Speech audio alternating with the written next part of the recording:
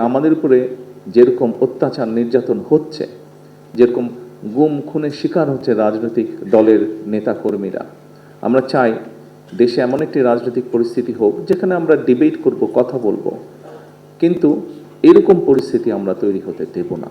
আমাদের দলের পক্ষে, আমাদের ম্যানিফেস্টোর পক্ষে 52% মানুষ এই ম্যানিফেস্টোর পক্ষে রায় দিয়েছে। আমাদেরকে এখন এই ম্যানিফেস্টোতে আমরা যা যা বলেছি আমাদের সর্বোচ্চ দিয়ে সরকারকে চেষ্টা করতে হবে এই ম্যানিফেস্টোর বাস্তবায়ন করার জন্য।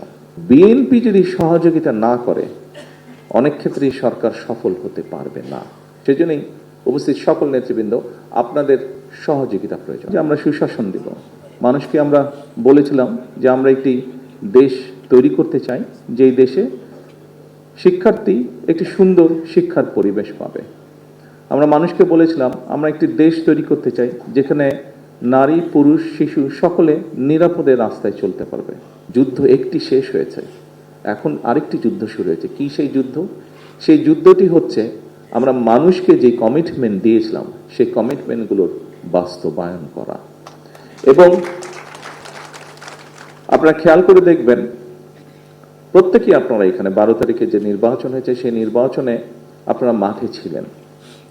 আমি বলেছিলাম যে নির্বাচনটি কিন্তু কঠিন হবে।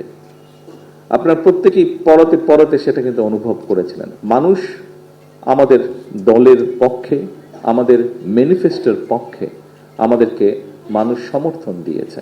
যে নির্বাচনের আগের দিন পর্যন্ত এই ম্যানিফেস্টোটি ছিল বাংলাদেশ জাতীয়তাবাদী দলের ম্যানিফেস্টো।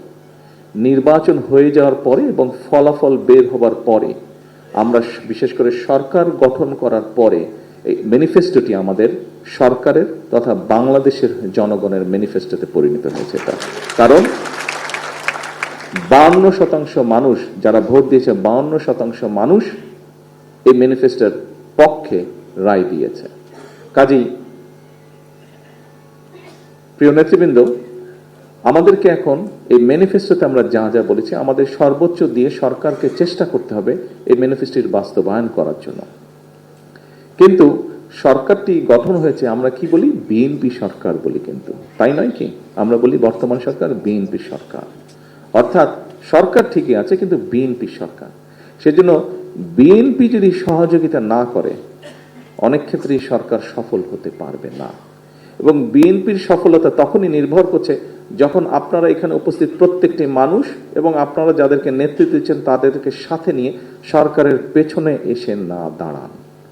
তা এর বাইরেই হলে আমরা সরকারকে কাঙ্ক্ষিত লক্ষ্যে নিয়ে যেতে পারবো না।